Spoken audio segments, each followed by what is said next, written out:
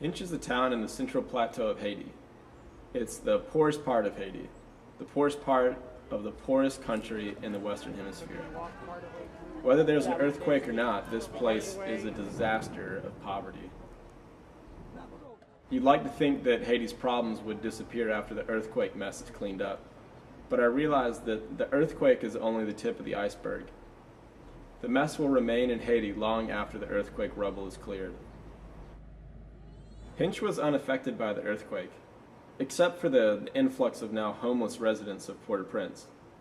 The population of Hinch increased 4- or 5-fold after the disaster. We were staying on the campus of Father Bordeaux's local Catholic church and seeing patients at their medical clinic. Every morning, the church bells rang at 5 a.m. We heard them every morning. We were sleeping maybe 10 yards from the bell tower. If I had an alarm like that for morning workouts, I'd never sleep through the alarm. When we woke up at 5, there were already people in line at the clinic to see the American doctors. Word spreads quickly in a small town when doctors from the U.S. show up. Now, I don't have any medical expertise at all. In fact, it was quite sobering to realize that no one really cared about my main area of expertise, the backstroke. No one cares how your hips are supposed to roll with your hand entry or what your body line should look like on your underwater kick. It really didn't matter to these people. They had stuff like multi-drug resistant tuberculosis. They had parasites in their intestines.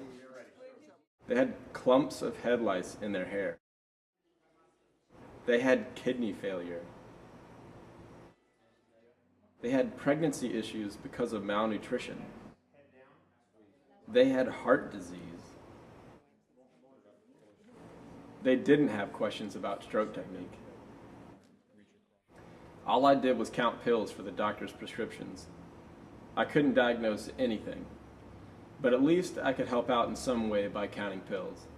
Here's what I did every day. Imagine this.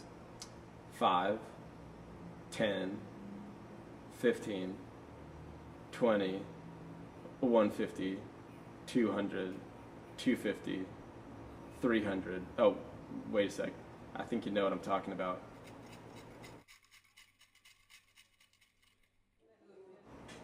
My dad is a cardiologist in Georgia, and he brought an ultrasound machine down to Haiti from his hospital in Gainesville. In Haiti, you'd have thought it was magic. One day we stopped into the public hospital in Hinch to help the staff with some of their more difficult cases. They couldn't figure out what was wrong with some of their patients, and the ultrasound machine would help. As we approached the hospital grounds, we noticed some tents out on the front lawn.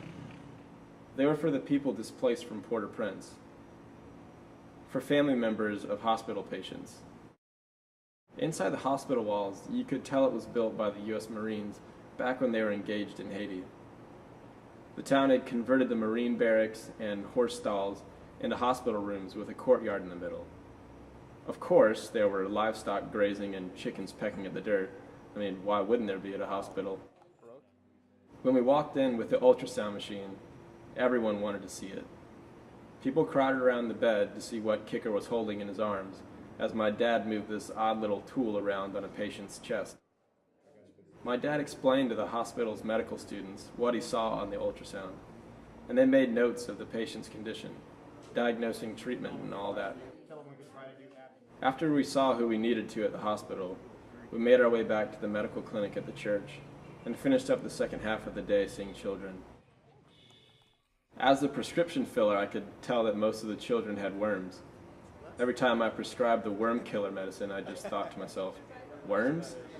In their body? How does that happen? I hope this stuff does the trick. I'll tell you what, if I had worms in my stomach, I would definitely want someone to come tell me how to get rid of them. I didn't pull anybody out of the rubble or save anyone's life, but I helped kill my fair share of worms.